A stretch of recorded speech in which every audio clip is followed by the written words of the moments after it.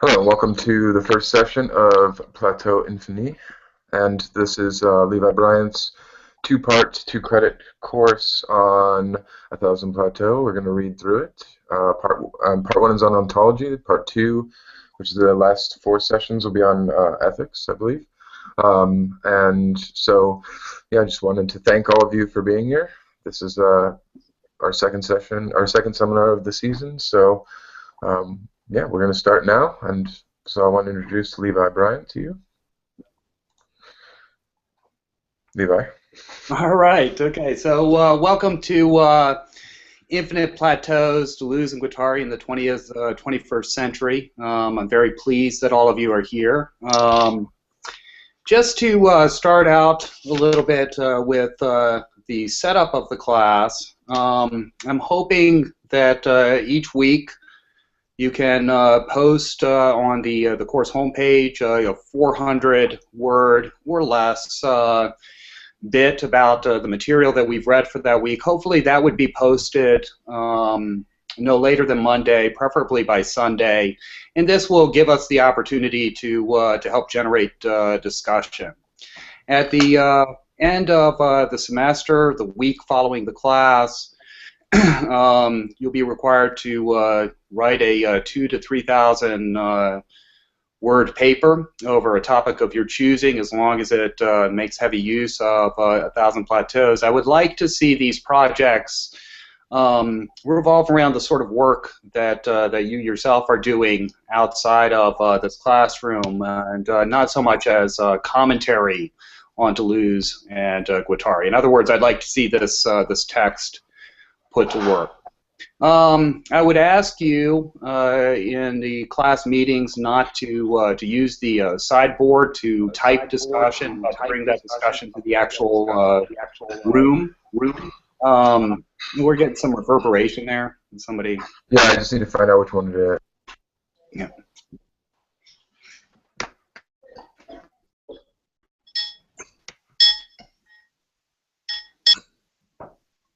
We should be good now.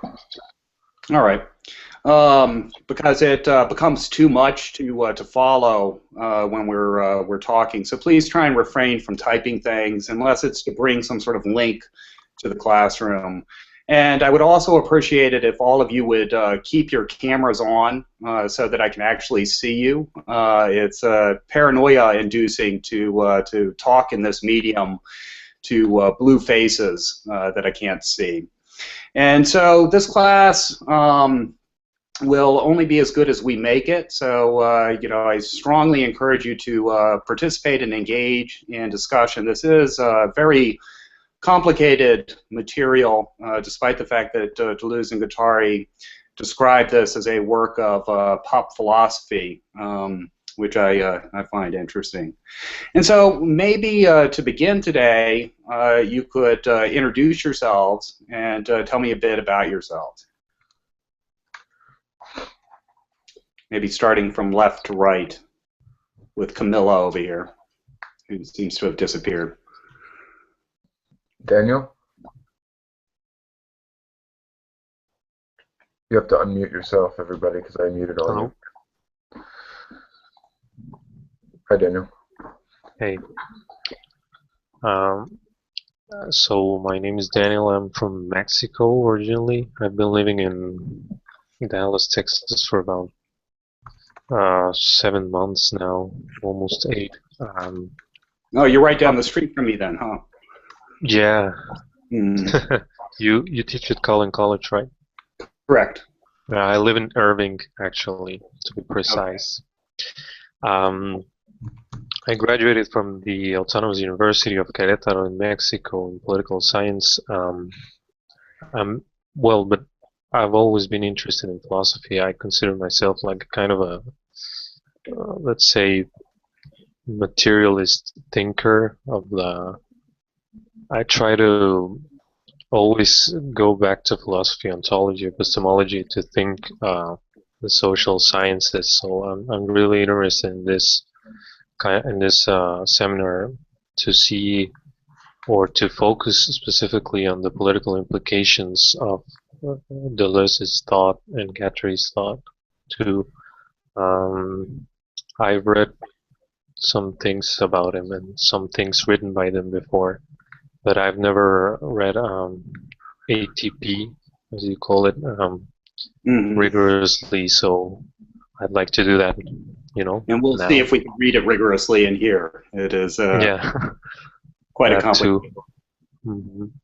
But I'm just trying to focus myself on, the political implications of it, to see what can this book bring to political theory and state theory and the things that I'm focused on right now.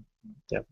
Yeah, and it's a burning question with 1,000 Plateaus, I think, and Deleuze and Guattari's work in general. There's not a single page of their work that doesn't seem to be profoundly political in nature, yet it's very difficult to pin down just what their ethics and their politics is within these works. Unlike, say, somebody like Baidu, where it's very clear as to what the model of politics is that he's talking about in the aims. And so maybe, hopefully, we can flesh some of that out over the course of the semester. So, Camilla, is that you right there? You have to turn on your mic. Sorry about that. No problem. My name is actually Matthew. I think I signed into the wrong account accidentally. Oh, Matthew. Okay. Yeah. So we're just giving introductions about our interest in the course, correct? Yeah, and who you are. Okay. My name is Matthew. I'm in Santa Monica, California. I recently just moved here from Illinois.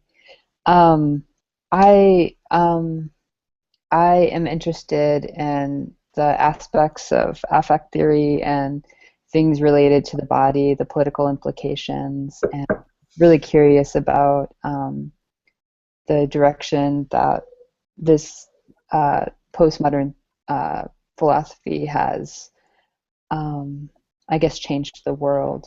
Yeah. Okay, great. Evan? Do I have your name right? Ivan? Avend. Avend. And Yeah. someday I'll get it right. It's Yeah. no excuse on my part. No, I'm very patient with that because I've grown up with that. You're free to make your own pronunciations, as far as I'm concerned. I experience the same thing with my name all the time. No doubt. So my name is Avend Kang. I'm a musician and a composer. I also teach now at Cal Arts, position that I started just this semester. So, congratulations. Thank you. So I'm kind of dividing my time all over the place. I'm actually on tour right now in Poland. Yeah, so it's a little crazy, but I couldn't miss this seminar just because the text is so important for music, and it seems to be an important site of like music and philosophy coming together. I know there's a lot of composers working with that, especially like people that actually knew Deleuze in France. Interesting composers like Pascal Criton, who just edited a whole Deleuzian book of Deleuze and music essays, but it's in French. But anyway, maybe you could post some links to some of his music if it's available online on the course homepage, so we could look at that. Okay, for sure. Yeah, definitely. That's a high priority for me, obviously. I was reading What is Philosophy for just extracurricular reading, and it really was so mind-blowing. It boosted my whole research into Laruelle, which is like another side effect, but suddenly I got Laruelle much better. So anyway, I'm psyched. I can't be here all the time, for all 8 sessions, but I'll certainly be following along and writing on the class pages and stuff. Great. Jack? Yeah. I think there's 2. Yeah, I'll go. My name is Jack Schneider. I'm an artist living in Chicago, Illinois. I studied at the School of the Art Institute of Chicago. Most recently, I did a summer program at European Graduate School, and I've never read Deleuze directly. I've only read him through secondary sources like Brian Masumi and DeLanda. But I'm mostly, I guess, attracted to his rethinking of the dualism or dichotomy between nature, culture, subject and object, and things like that. Great. Konstantinos? Hello, I thought I was last. I'm the last screen. Oh. Okay. Anyway, I'm Konstantinos Israelis. I am living in Thessaloniki, Greece at the moment, and I'm an architect, and I'm studying in the Center for Research and Practice. I'm trying to make maps, but also photos or drawings. I don't know. I have short-term ideas. And I'm currently working on two projects. The one is an installation for the Digital Art Biennale. It's called Placeland. And the other thing, I'm working for the essay for the previous seminar, Anarchy of Objects 2, called Building Nesting Mapping, which is somehow trying to decompose Heidegger's thought of building, and I'm basically trying to say that there is building outside dwelling, and yeah, more or less, I'm concerned with Deleuze and Guattari, about ontology, schizoanalysis, and all these creative aspects that, and the political aspects that they induce in lives. So yes, that's it more or less. Great. Louis? Yes, hi. So my name is Louis. I'm from Paris. Yeah, Louis. That works. I'm a philosophy student, and my main area is my main research is on the philosophy of nature and a sort of naturalist approach to metaphysics into a broadly Spinozian framework. So whenever you have those kind of aims, well, Deleuze keeps popping up, and it's been a long concern of mine, and I'm really fascinated and puzzled by Capitalism and Schizophrenia, and especially 1,000 Plateaus, because it has this very well, what I'm interested in is that there's this mix of metaphysics and psychoanalysis, and also semiotics, and work on literature and literary language, which are all intertwined, and that's one of my main drives to attend this seminar, is try to work my way through that. So yeah, basically. Yeah. I feel the same, to be quite honest. Is May there? Actually, she is in a public place. She wanted me to let you know that she can't introduce herself today, but she will do it on the classroom. Okay. We can do Jack Irmas. We actually skipped, I believe, this first Jack. Hi, sorry. I'm Jack. I live in New York. I recently finished my master's at Columbia. I'm broadly interested in conceptions of power. My thesis looked at the establishment of the biopolitical regime in Palestine in the early 20th century, and I tried to take a Latourian bend in my approach, and so I'm interested in what Deleuze has to say about some of these issues and comparing it to Latour.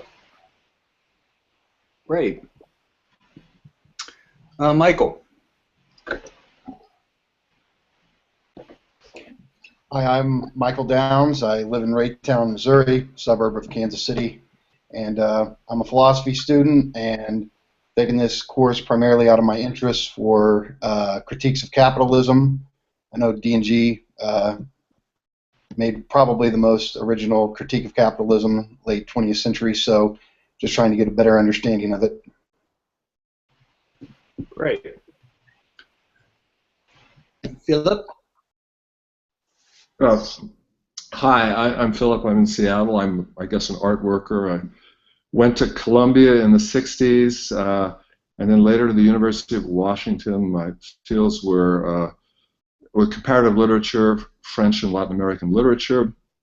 I'm interested in D&G under the line of aesthetics and political economy. And I have different judgment as to the fruitfulness of the generative powers for each field that D&G has. In the arts, it seems to me he's produced a veritable explosion in music and visual arts, people like DJ Spooky or Deleuzians, and you can see how working out, sending out lines of flight in every direction can produce huge kind of vital living works of art. On the political economy side, I'm kind of skeptical, but ready to be changed. It seems to me that capitalism, for him, tends to become metaphorical, or at least in people who have read D&G and start to talk about it, ways of moving beyond it without being too kind of specific.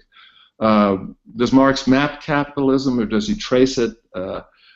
In what way is that useful for us? And should D&G, I wish Deleuze's book on Marx existed so that we could start from there and think about it, but I'll follow this wherever we go. Great. Yeah, and you know, we're hoping to give another seminar in the future on the anti-Oedipus, where those issues would be dealt with, I think, much more directly. But yeah, I have similar questions as well. And you know, I think with respect to the observation that you make about their influence in the art world, music, architecture, painting, and dance, and so on, it just goes on and on. It's an interesting question about a class like this in general, you know, especially as we read this first chapter where we get the distinction between a map and a tracing. Is a course like this over D&G a sort of tracing that betrays what they're up to in the first place, when in fact, right, you know, something like what DJ Spooky is doing with his art is shows much more fidelity and understanding to the nature of this text than attempting to unpack all of it. And it's a question I struggle with, you know, whenever I'm dealing with them. And we'll talk about that a little bit today, I think, as well. So yeah, thank you, Philip. Let's see, who do we have next? Selma?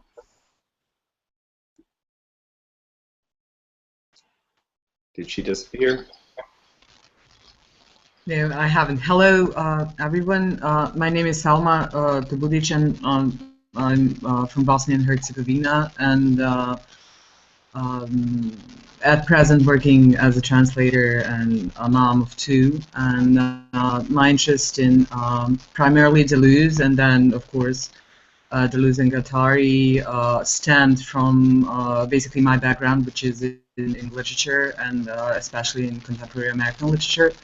And I'm also a graduate student working on a thesis in contemporary American literature. So I'm also I don't know.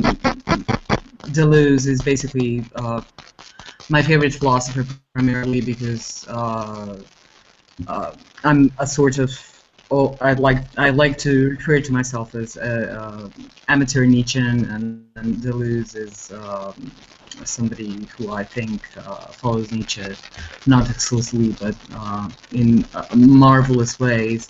So I'm also primarily interested in the implications that this incredible book has in terms of ethics and politics, but primarily also in terms of ethics of psychoanalysis and you know, connections, conjunctions, disjunctions of schizoanalysis and psychoanalysis, primarily Lacanian psychoanalysis. Right. Thank you so much. Okay, so did anybody wish to start us off today with the text? Maybe a particular point. Well, first off, how many of you were able to read the nomadology? Or not the nomadology, the, see, I'm still doing it, rhizome. There was some confusion as to what the assigned text was today. And so how many of you were able to get through it? Yep. Okay, good. And so it's, you know, it's a fairly short text as far as Deleuze and Guattari go. And, you know, I think that just to begin, is somebody's phone ringing in the background? Yeah, I got it. Okay. Just to begin with the importance of Deleuze and Guattari, for me, among other things, is I think that they are a singularity, or rather unique, among these thinkers of 1968, in that they never took either the linguistic turn, right, that characterized the idea of language constructing or building reality, nor the phenomenological turn. And while it's certainly the case that they had profound things to say about the nature of language and how language functions, they don't go and say the direction of somebody like Lacan, who you know, makes the claim that the universe is the flower of rhetoric, and you know, he's in his Acree, the agency of the letter and the unconscious. You know, he makes this point about the bathroom doors, and that it's the signifier over top of them that distinguishes or partitions the world into male and female. These sorts of claims of the linguistic constructivists, we don't find that in Deleuze and Guattari, while still nonetheless encountering the agency of language within the world at all sorts of levels, and that comes out in this text as well. With respect to the phenomenological turn, you know, clearly, especially Deleuze is deeply influenced by phenomenology, and they do develop profoundly descriptive accounts of experience, but they push it much further, I would say, than phenomenology, especially with respect to, you know, which we'll discuss later on over the course of the 8 weeks, I believe it's the Becoming Animal Plateau, where they discuss Jacob von Uexküll, and now suddenly we're not simply getting a phenomenology of human experience in the way our experience is structured, but also accounts of the worlds of other organisms, such as the famous analysis of the tick. And so I think that it wouldn't be mistaken or wrong to claim that in a way that perhaps is somewhat unfashionable, Deleuze and Guattari are unique in that they develop a realist ontology, a materialist metaphysic of the world. But it's a very strange realism. You know, for me, when I hear the term realism, one of the first things that comes to mind is the concept of representation. Right, and so the idea here is based on the classical correspondence notion of truth, right? And under the correspondence notion of truth, what do we have? If we put it perhaps somewhat unfairly in Kripke's terms, statement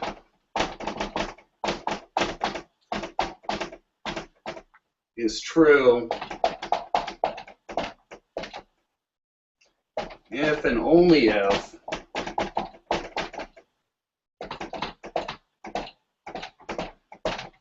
it corresponds to what it depicts.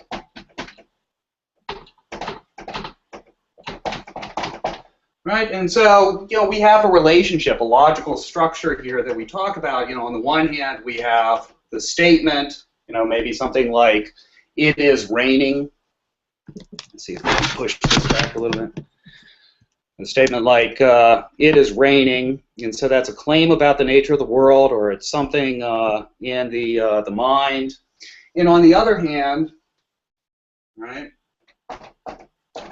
we have the world, and the relationship between the belief inside of the person's mind the world, or the statement in the world, is true if somehow the statement is veridically depicting what it represents. And the whole idea behind these sorts of classical realisms that were rightfully derided is that if we took the statement away, right, what the statement had depicted would still be out there. And in other words, that in no way is the thing depicted out there in the world dependent on us expressing it, us speaking about it, us talking about it, conceiving it, or perceiving it. It is something that is independent of us in some way or another. And I think that when most of us hear this term realism, this is the first thing that that comes to mind.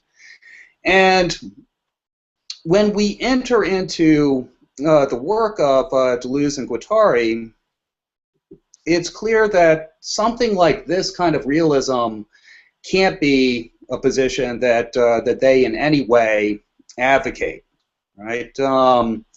And this raises questions. Well, just exactly what is going on in a text like this? You know, I think that even though the term doesn't come until later, how many of you are familiar with correlationism? Yep. Right, this concept of correlationism. And so, you know, a few years ago, and I worry that that Louis here is going to despise me because my French pronunciation is horrible.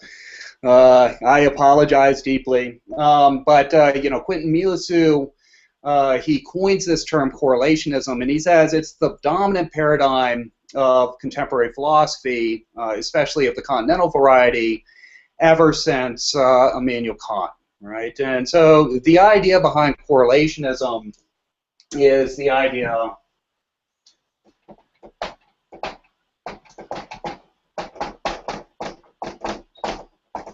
it is the thesis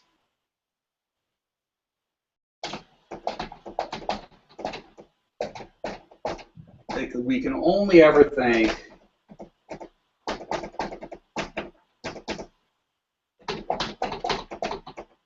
and can you all see the board? Yeah. Yeah, it's visible? Yep. I know the camera jumps in and out. I apologize for that. The idea behind correlationism is that we can only ever think the correlation between subject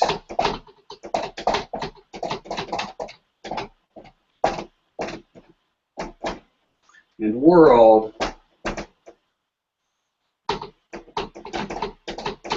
and never either term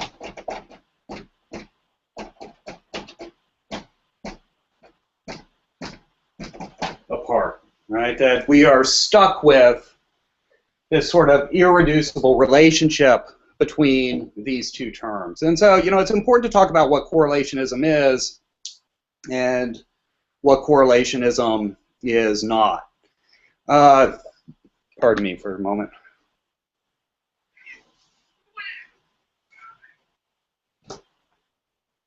I have a cat invading the study here. A little bit of the real intervening.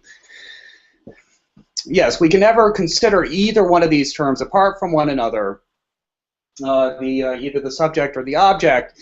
And so correlationism is not the claim that I must relate to something in order to know it, right? It's mistaken to assume that within the correlationist framework, and some people have taken it this way, somebody like Milasou is making the very strange claim that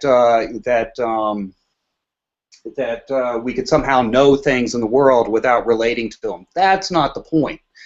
The point is, within correlationist thought, is that there is a sort of indiscernibility between what comes from the world and what comes from us that can never be decided in any way. And so, you know, what we would be saying is the sort of structuration that we encounter in the world around us, you know, you can have a weak version of this where, you know, I encounter things in ways that one event appears to cause another event. They seem to be structured in terms of space and time. They seem to be unities that exist out there in reality.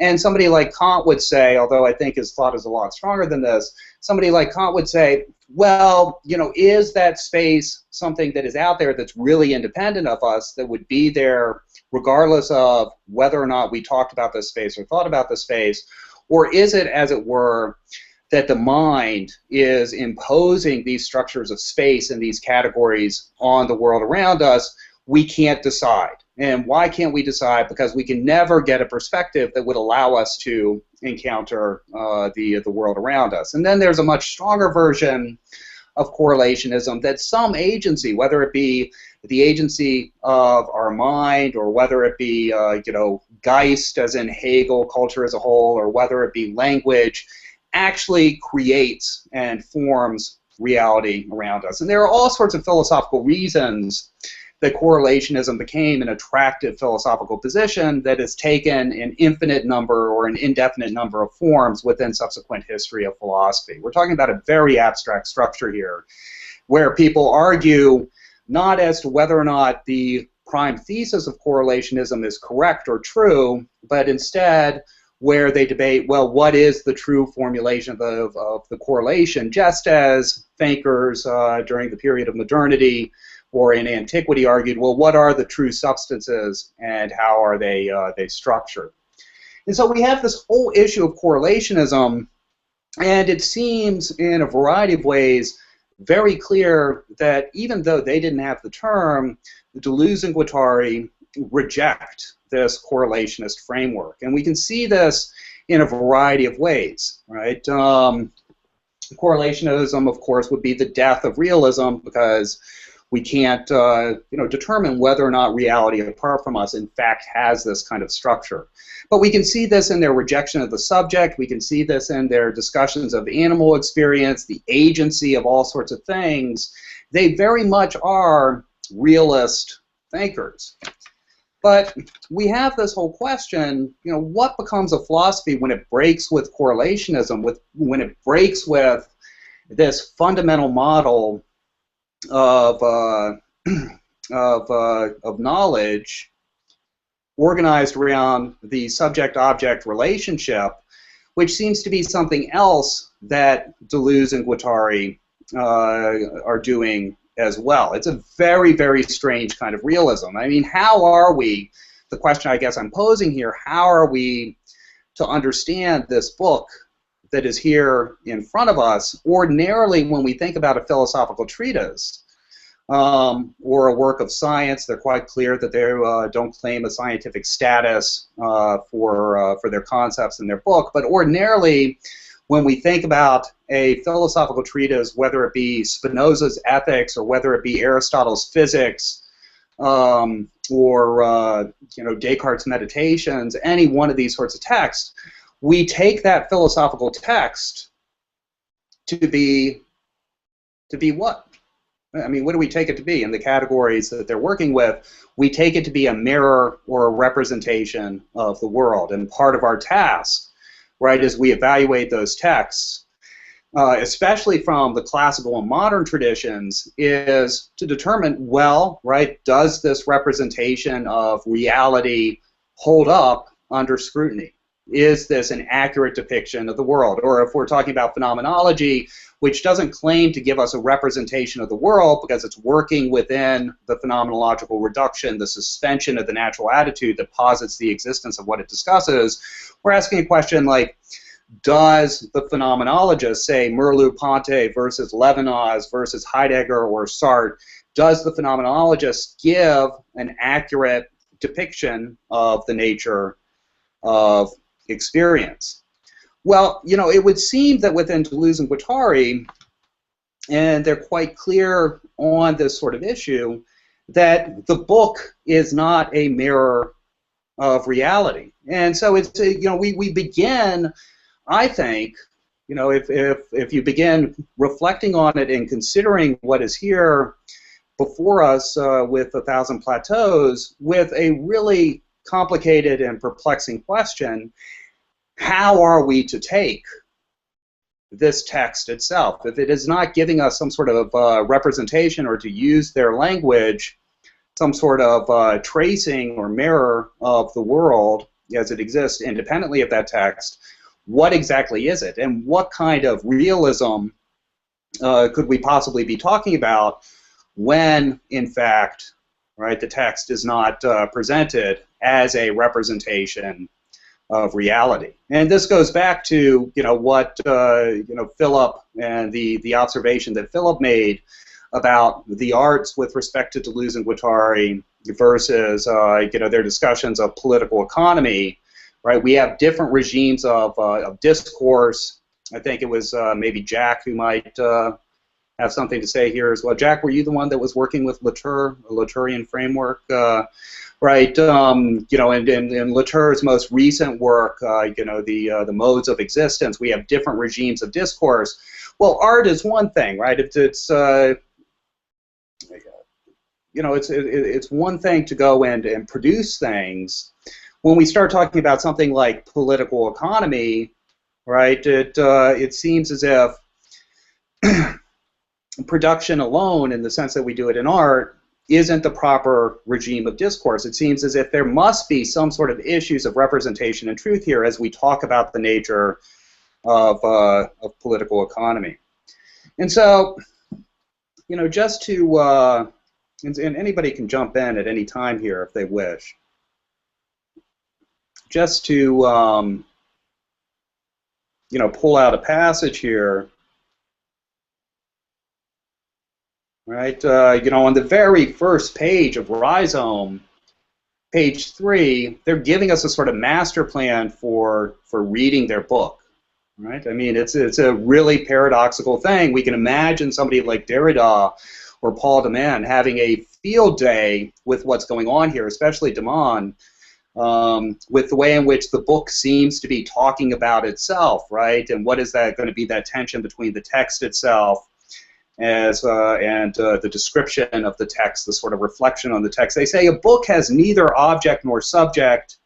It is made of variously formed matters in very different dates and speeds. To attribute the book to a subject is to overlook this working of matters and the exteriority of their relations. It is to fabricate a beneficent God to explain geological movements. In a book, as in all things, there are lines of articulation or segmentarity, strata and territories, but also lines of flight, movements of deterritorialization, and destratification. Right? And so they're making this claim about what a book is, and it's a paradoxical claim in a number of respects because they go on, they make a general claim. They say a book. They're saying this is the characteristic of all books. Right, at least as I read the passage, it doesn't matter whether we're talking about Aristotle or Spinoza or Deleuze and Guattari. Right, they say all books somehow neither have object nor subject. Yet at the same time, right, as we get further into the nomadology, what in fact do we find within the nomadology? We find them distinguishing between different books, arguing that these other books don't have those characteristics. And so that's one riddle there, I think, as well. And so, if we see right here a rejection of correlationism, right? They are rejecting the correlation altogether and perhaps proposing the beginnings of what might look like to be a post-correlationist philosophy, whatever that might be. And on the one hand, we have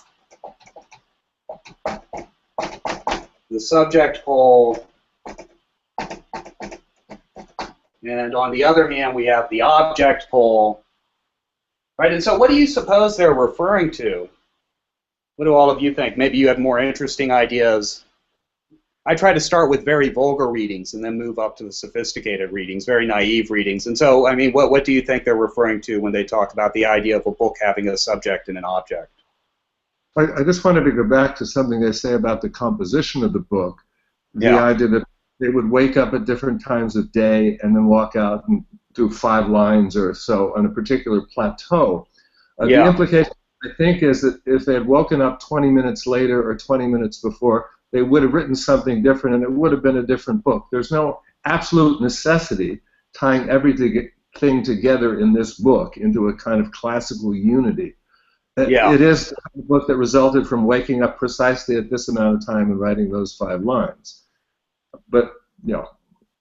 Yeah, and and I think that's a crucial thought. I think this passage that I just read is a really rich, suggestive passage when they talk about talking about the book having a subject is positing the existence of a beneficent God, and that you end up ignoring what do they put it as? We end up ignoring geological movements, right? And I think this is exactly what you're kind of alluding to, Philip, in the way that the book is written. If we think about geological movements, whether it be the the movement of tectonic plates forming mountains,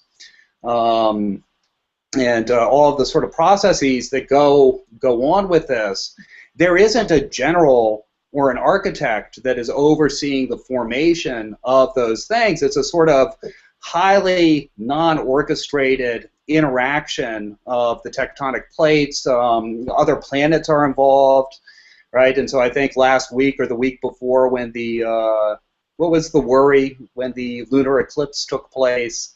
Right, a lunar eclipse, the moon and or the Earth is between the moon and the sun, and there was some worry about the gravitational forces with this particular kind of arrangement causing earthquakes. I don't know if anything like that actually happened, right? But you have all sorts of actants, to use Latour's language, involved in the movement of tectonic plates without any sort of orchestrator that is over top of these things. And maybe some of the artists and the writers and the poets that are participating in the class can speak to this, the musicians. Well,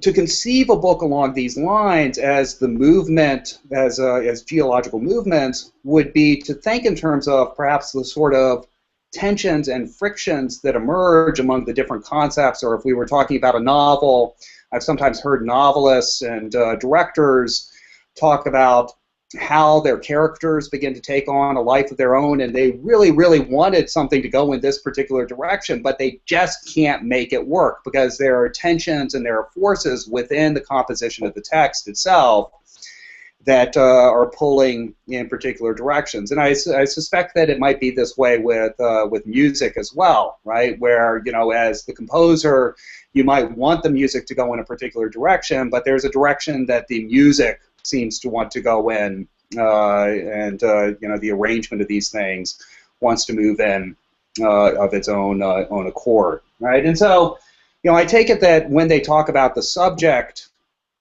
in this passage, right? I mean, what would be the most obvious vulgar reading? Right? They're referring to authors.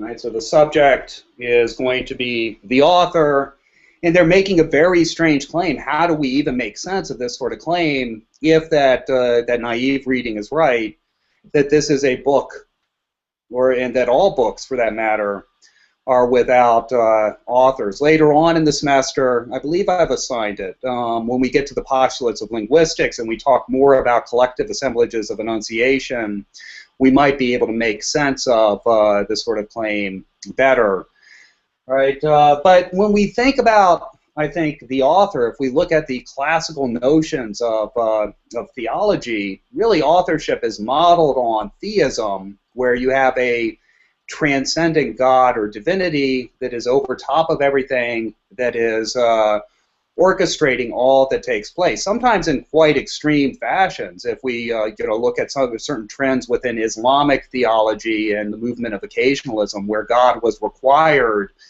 to connect all things with one another and coordinate them, all power was ceded to God in this case. And so when we think of a text, we often think of an author function that accompanies the text as a sort of operator on that text that has mastery of it, that has the truth of the text. And I think one of the things that we might, I feel like I'm talking too much, I think one of the things that we might keep in mind as we read this, we might apply some of the claims that they make about the nature of texts to this text that we're reading. And so one of the points that they make. Let me see if I can find the page here.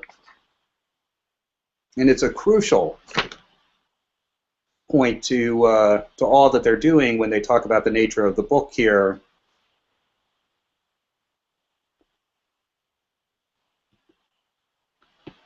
You know, it's on page 5. You know, they say that writing has nothing to do with signifying, right? And so I think that if we think about the concept of signification or what it means for something to signify, right? Signification is based on this sort of classical idea of hermeneutics that we inherit from Christian theology, where there is a there is a meaning that somehow lies behind the manifestations of the text, and the project of hermeneutics in that sense is to pass through the text to get at this meaning, right? And so to say that the text doesn't signify, it seems to me, is also to say that there is no sort of deep meaning that resides in the mind of the authors to be found here in this text. And I'm not sure where to go with that, right? Yeah, and that is, as Philip, you know, says, a standard post-structuralist trope, certainly, right? But on the one hand, you know, I find this text tremendously. Yeah, and we'll get to the aberrant here in a moment. But just to remind you, please try to avoid using the sidebar and actually speak up in the classroom so we can have some discussion, because it interrupts everything. You know, it's you know, as I said earlier, you know, they call this a work of pop philosophy, right? And I guess we would have to interpret what it means for something to be pop philosophy. But certainly, this does not seem to be like the, I don't know, maybe I'm just completely wrong, right? But this doesn't seem to be the sort of book that, you know, the teenager can just pick up and read and make a lot of sense of. I mean, this is an incredibly demanding book that has extensive references to the history of philosophy, to various, you know, various strains in ethnography and linguistics and a variety of different sciences, to literature. It is an erudite book. And as we read a text like this, at least my experience is, and I've struggled with this text for years, my experience is that we are being asked to understand and make sense of all of these references, that we are somehow reading it poorly if all of this doesn't you know, make sense to us. And so one of the ways of approaching Deleuze and Guattari, which has been extremely fruitful for people like Constantine Bundis and whatnot, would be to follow up all the references to the various people that they discuss. And so when you get to the apparatus of capture chapter, you would go and read Dumézil, right, and his ethnography, and learn all about these things, and then you could come back to the text and make sense of it. But if the text doesn't signify, right, as they're suggesting, this might be a mistaken strategy. This might be a sort of trick that we still remain within, as Matthew Donovan put it, within this aberrant model of thought, expecting to find the hidden meaning behind this text. And so it might require a far more surface level reading, as Philip suggests, as, right, this sort of aleatory chance construction of sentences that could have been constructed in different ways. And so that might be a way to relieve ourselves as we read this text, to deal with some of the anxiety that a text like this can produce. I don't know if all of you have that experience or not. But the danger here also of the converse is it might just be a way of ignoring the text altogether and not taking it seriously, and not engaging in anything like a sort of rigorous reading of this work. So on the one hand, we're being told that this is a text without author. On the other hand, And this is where I think, for me, things get really interesting and perplexing. They raise a number of philosophical philosophical questions. It is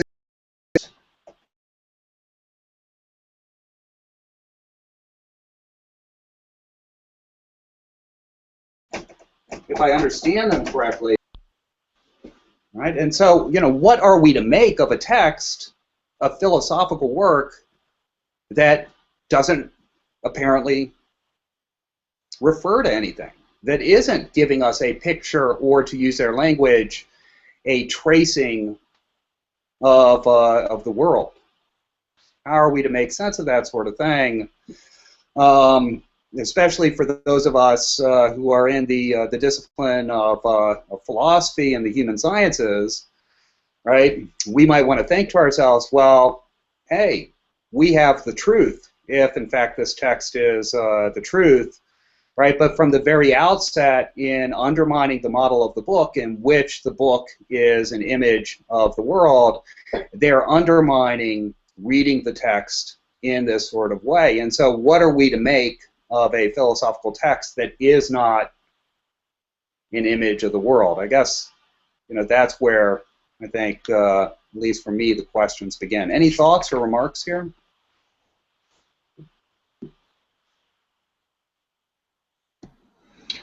Can we say that in some sense it's kind of a text of a Marxist spirit in the idea that it's not the philosophers only interpreted the world, they haven't changed it, and the key they want to unlock with this text is showing that philosophy in some sense could be thought of as this becoming, where you make these new connections, new concepts emerge, new things emerge, and it's an active philosophy in that sense, and not something simply passive like classical realism would be. Yeah. No, and I mean, that would be an interesting way of proposing it. And one of the things about this strange sort of realism, the text, it doesn't represent the world. It is actually a part of the assemblage that composes the world. In fact, in other words, the text is something real, and it is an entity in its own right. It is something that does things out there in the world. And so the point of the text isn't to provide us with an image of the true reality. The point of the text is, if we back up to Latour's model of thought, that might add some insight here, if it's a similar strain of thinking. We need to think about it as an actant in the world that is engaged with other actants or other entities that are plugged into them in a variety of ways, that is doing things rather than representing things, right? Might be what one of the ideas is here. The question is, can Deleuze and Guattari really sustain this sort of anti-representationalist stance? And I think it's okay if they can't, right? I mean, can we really have a form of textuality that doesn't at least give us some sort of images of the world? I think respond to Michael, what he said as to whether it's a Marxist text, because it's built around action and doing and so forth, and certainly the idea of changing the world is in Marx. But half of Marx is about representing not the world, but capitalism, and giving us, well, what he would call a map. Maybe Deleuze and Guattari would call it a tracing of how capital works. So you could easily say to any text that's devoted to acting and doing, it could be an exemplary fascist text or a pragmatic text. I don't see anything specifically Marxist yet of that combination of the idea of kind of active political change with a kind of mapping out what Marx would call a map, or Frederick Jameson would call a cognitive map, but maybe D&G would call a trace, would call a map rather than a tracing. I don't know. I don't see the Marxist signs yet. I'm not convinced, even though I think he was very close to Marxism in his own orientation.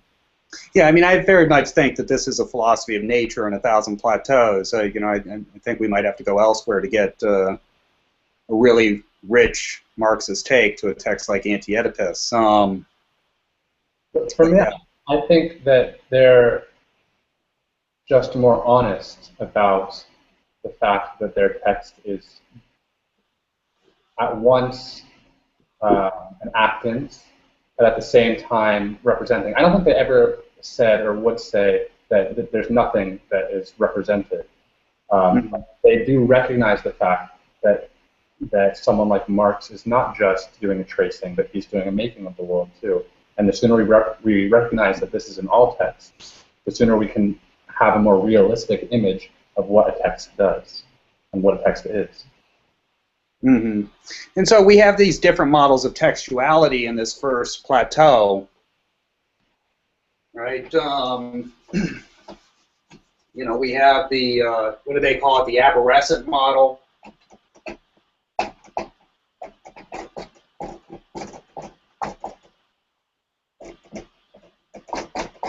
And they say, you know, a number of things about this arborescent model, right? This is the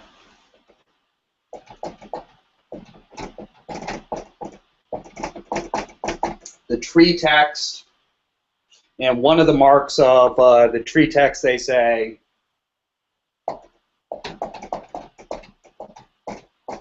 is interesting, and I wonder if already some of the tensions between Deleuze and Baidu were starting here, right? Because they use the famous Maoist expression, the one becomes two. And so we have this this strange, you know, phenomena that takes place in the arborescent text, where we have the world, where we have the universe, being, or existence, or reality. We have the one. The text is something that is of that reality, that is of that universe, but it's the universe, as it were, dividing itself into two between text and world to do, as they say, what the universe can't do. And what is it they say that the universe is unable to do? Right? The universe is unable to reflect itself, speak itself, or say what it is, what its true reality is. And so in the one becoming two,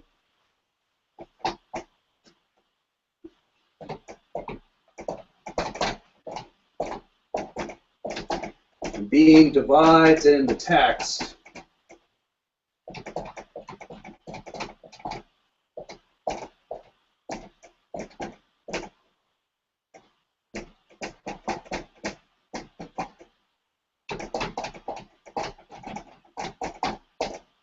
So as to reflect itself or articulate itself. In and of itself, being is unable to reflect or articulate itself. It requires the text to speak its truth, right? I mean, we could almost even think of Heidegger and Ereigness, right? These events where the truth of being is sent.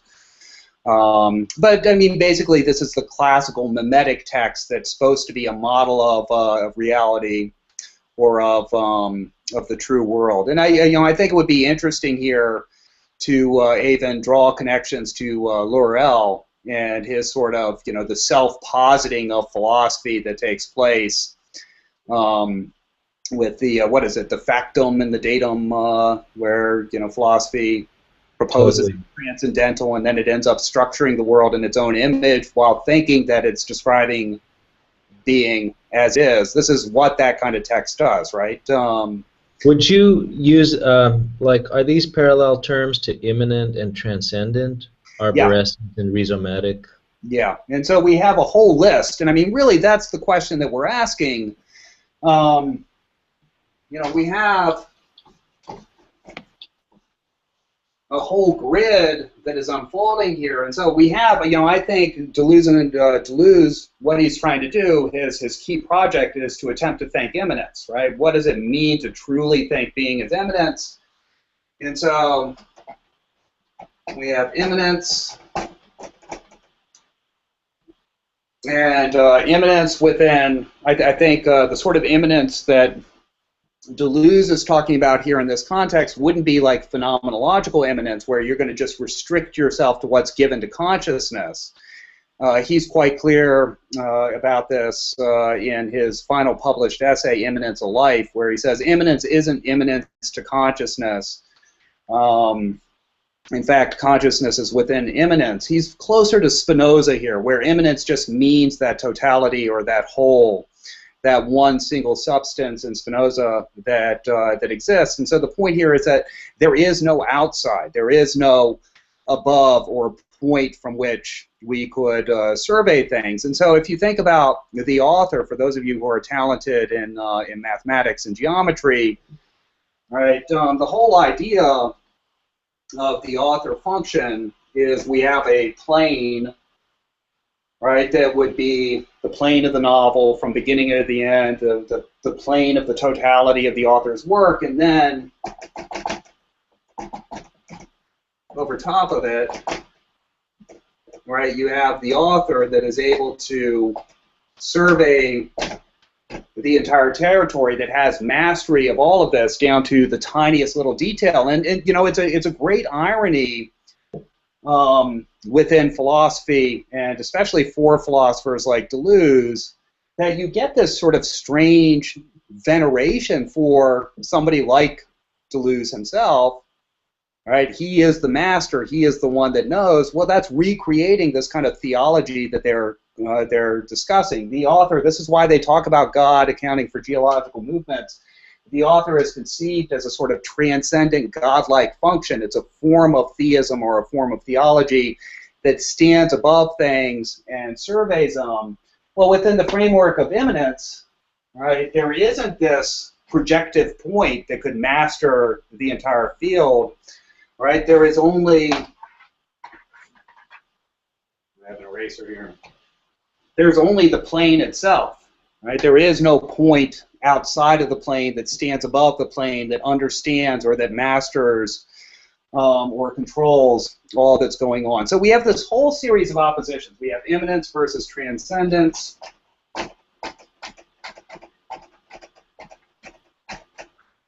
And I think in many respects, Deleuze's core question is, how can we, how can we develop a philosophy that is done with transcendence, that has no transcendent vantage points?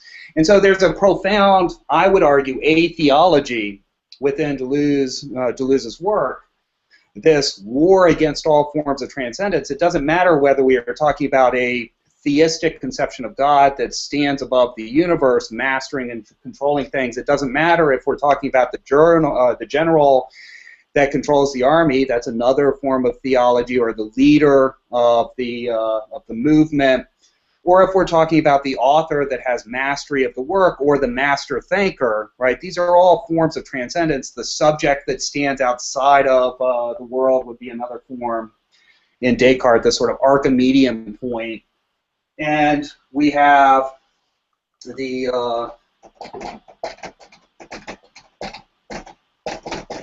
rhizomatic, right, that falls on the side of immanence. And if you do research into rhizomatic plants, right, how is it that rhizomatic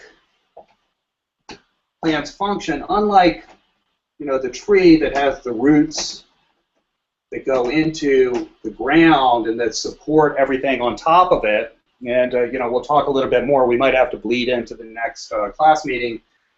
Rhizomes grow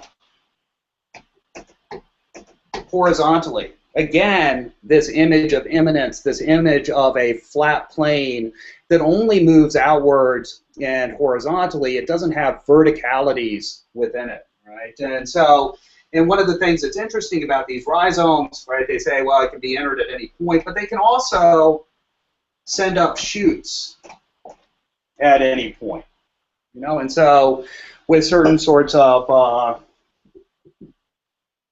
crabgrass, it's difficult to get rid of. I deal with that stuff all the time. It's difficult to get rid of because you think you're just pulling out this little bunch of grass that's on top of the lawn, when in fact it's an entire blanket of rhizomes underneath it going in all directions that then shoot up different bundles of grass. in other places. And so the rhizome, right? If we think about the immanence, it is the horizontal, or a word that's dear to me in my own philosophy. It is the flat. Right? There's only this plane of being. There's no point of survey. There's no theology that stands above things. With transcendence, we have the vertical right over here. With transcendence, we have the aberrescent. And one of the things that is interesting, some of you might have noticed this in the text. There are these passages in the text where they have a third model, right? The radical book, not as in politically radical, but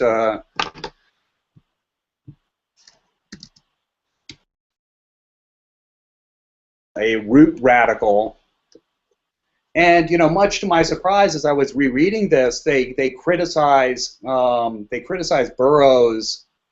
and James Joyce, authors that on a number of other occasions they celebrate as proposing yet another model of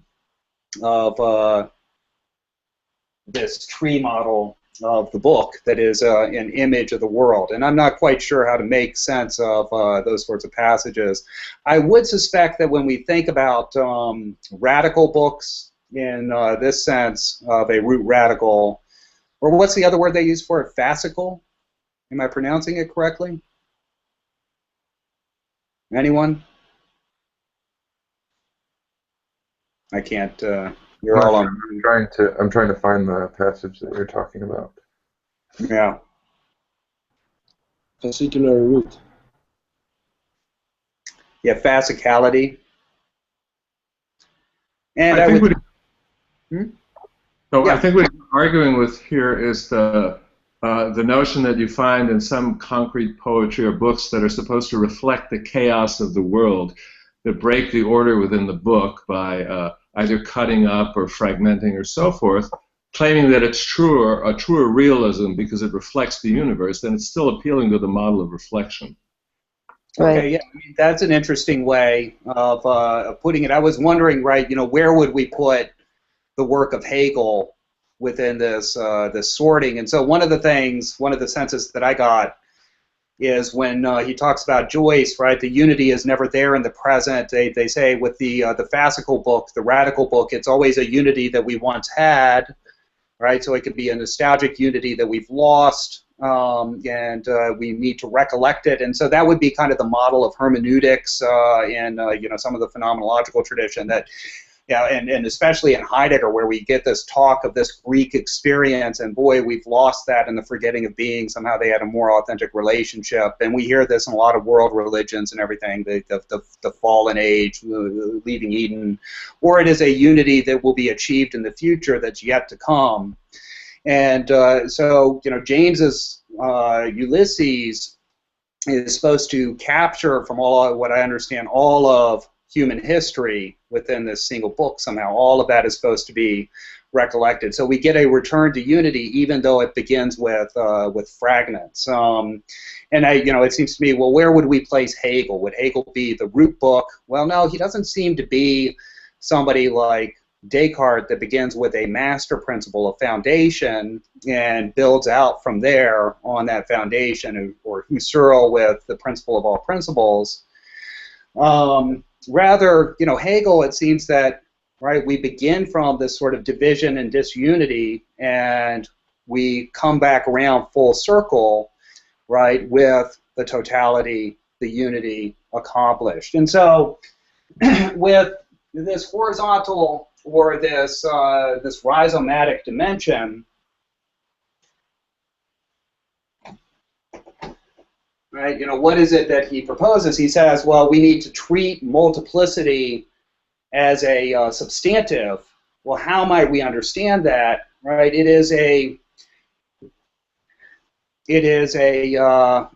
a multiplicity that doesn't have any higher unity. It's multiplicity as such, which seems to be a very difficult thing to think about. It's a fragmentarity that isn't, on the one hand, right, unified by some sort of deeper principle that would be the master key of all things, nor unified in a subject that would be able to survey it. Rather, we just have this horizontal flat field and immanence of actors, right? Actors, I don't know, interacting with each other.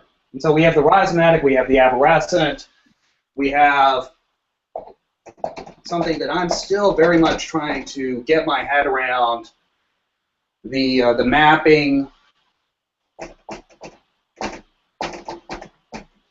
versus the tracing. And then over here we might have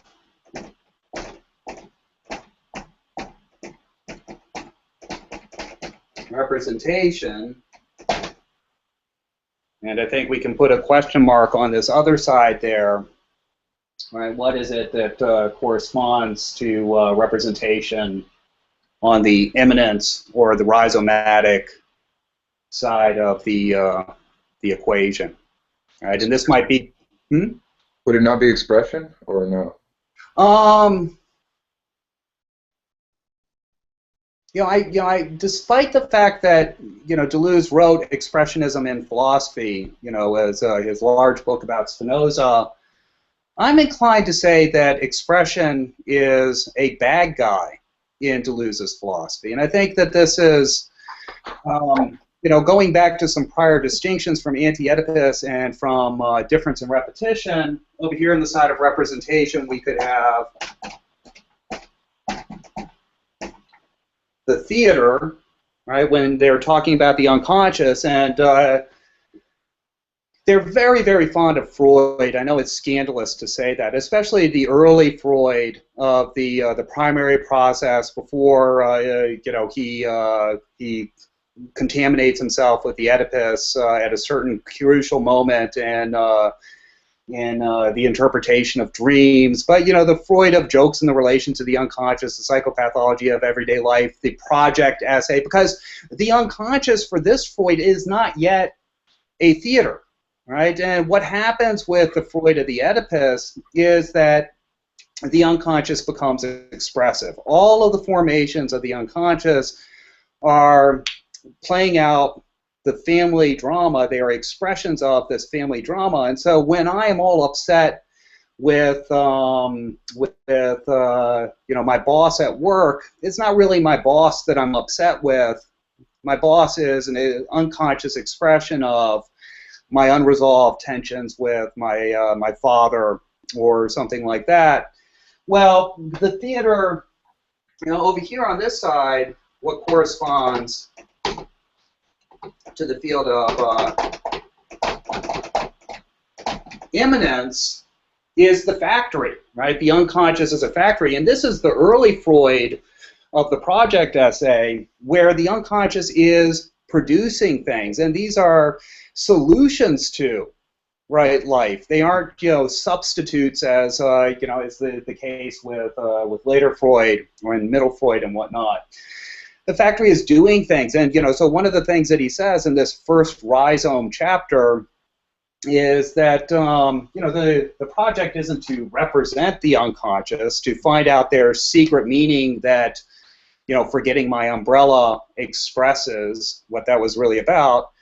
The idea, or what we need to do, is we need to produce the unconscious. And I practiced for a number of years as a psychoanalyst, and I mean, this is really true to what takes place in the clinic. As in my capacity as an analyst, first off, you don't sit there interpreting people and say, "Oh, this is what your dream really meant, and this is why you forgot your umbrella, and this is why you got in that car accident." You're not telling them what they mean. They're doing all the work. And one of the remarkable things that takes place in this whole process, and I think Lacan, towards the end of his career with his writings on Joyce and everything like that, and his discussions of symptom, began to realize is that over the course of the analysis, what you really see is a production of the unconscious take place, in the sense that the patient as they work through blockages and so on, begins to produce and create, unbeknownst to themselves, new formations, which also betoken new forms of life for the patient. It's the aim is to get things moving, right? Not to get back to some sort of meaning that the formations of the unconscious express. Again, this idea of a hermeneutic, right? And so maybe. Could I, like, so what I was thinking of is like more logic of sense when if you're looking at the idea of sense and meaning on one hand and the other hand, right? And then you have the production of sense, so it could be production, but the production of sense is also expression in logic of sense. Oh yeah.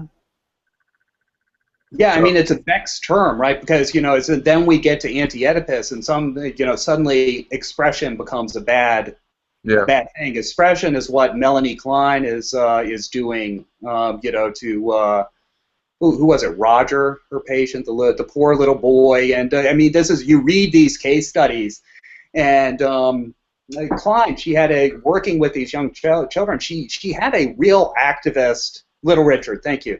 She had a real activist sort of psychoanalysis, because how are you going to work with children? You can't do the talking cure. And so little Richard would be here playing with his train, and he would be making it go into a tunnel and everything like that, as kids do.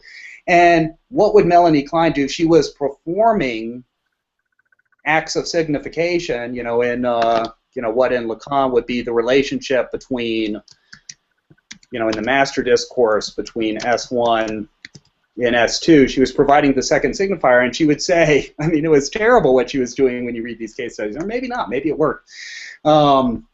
She would say, oh, look, the train is daddy, right? So we have the S1, and then she provides the other signifier, the S2, it's daddy, and she would say, oh, and the tunnel is mommy. Right? Again, she was giving form to these sorts of experiences that little Richard was going through. She was actually structuring him within this sort of particular framework, working on the assumption of an expressive unconscious where everything goes back to this sort of family drama, and that's what it is that the child is ultimately dealing with in these sorts of scenarios. Impasses in the Oedipus and whatnot. And I completely lost my train of thought. I was going someplace. It was good. You were talking about how expression is bad in anti-Oedipus and how it's interpreted through this with Melanie Klein. Yeah, and so one of the points that they repeatedly make in 1,000 Plateaus in the rhizome chapter is they say, well, look, tracings are always going to take place. What is the strategy for dealing with tracings? And what do they say? They say, well, put the tracing back on the map. And you're like, what the fuck are they talking about? Put the tracing back on the map. And I think there's for me, a key passage which brings into relief what it is that they're talking about here. They do something very interesting with the idea of tracing. And so a tracing is supposed to be something that is representational, that captures the true reality in a copy. There's this whole logic of copying, and we know that Deleuze is fascinated with this logic of copying all the way back from Difference and Repetition and some essays that preceded the logic of sense, when he's carrying out his sort of deconstruction of Plato and talking about the simulacra, which is a copy that has no original, yet it's still real. That's the whole point of that discussion. It's still something that's real, and this explodes the Platonic model of the copy and the original. Well, right, it seems part of what they're trying to say here is that the tracing, while it creates the illusion of being a veridical or a faithful representation of what it depicts, is in fact, right, already a sort of creation. And so on page 13, they say, for it is inaccurate to say that a tracing reproduces the map. He's talking about tracings of maps. It is instead like a photograph or X-ray that begins by selecting or isolating by artificial means such a coloration or other restrictive procedure what it intends to reproduce. The imitator always creates the model, right? This fascinating remark, this great remark. The imitator always creates the model and detracts it. And so to the psychoanalyst, you know, he will be absolutely right, or she will be absolutely right when she insists that there are elements of mommy, daddy, and me at work in a particular analysand or patient, that these things are at work there, but they are selections. They are, right, that the key word there for me is selection. They are isolations of something that belong to a much more wild and woolly and crazy, right, field, if we want to use the term field, that far exceed that field. And so to put the tracing back on the map is to situate it within this broader field. And so suddenly the case study of Little Hans looks a little bit different once you begin to learn all about some of the politics, or Schreber is an even better example, right? You know, they give, they're very upset with Schreber because if you read, and I highly recommend that you do, Schreber's Memoir of My Nervous Illness. I mean, it's a fascinating read. It's like Spinoza's Ethics, but madness. You know, in Schreber's memoir of his nervous illness, well, sure, right? There are references to his father and all of these sorts of things that take place, and that's what Freud gravitates in when he writes on this particular case. But there is also all of this discussion of nationalistic history, of the politics of the day, of race, and you know, just on and on and on. All of that disappears from Freud's tracing. And so Freud can say, well, yeah, I'm being absolutely veridical. I am talking about things that are right there in the text, but the tracing has carried out a selection, a separation of the wheat from the chaff to put the tracing back on the map. And Eric Santner wrote a book on this, you know, My Own Private Germany, that does a little bit of what a schizoanalysis, I think, would look like in the case of Schreber. To put it back on the map is to draw that material back in, these vectors back in that have been ignored, and you know, to bring those to the fore, changing, right, how we might look at these things. And so I think that in this third box here, what we might be able to put in contrast to representation, what do we get?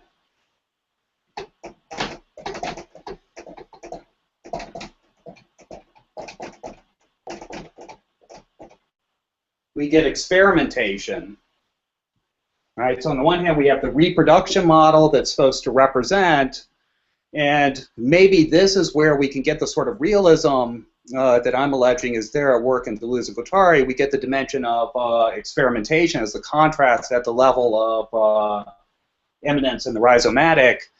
And I would suggest that we take the term experimentation very literally, right? The way we talk about experimenting in the kitchen, or you know, doing a scientific experiment or something along these lines.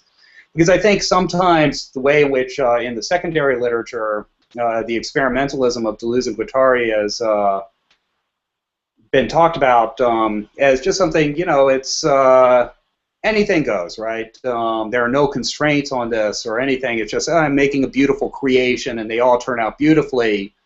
But the fact is, you know, sometimes you throw things together in the kitchen and they are vile, right? The experiment goes awry. And so with the map, right, there's an experimenting with whatever it is that the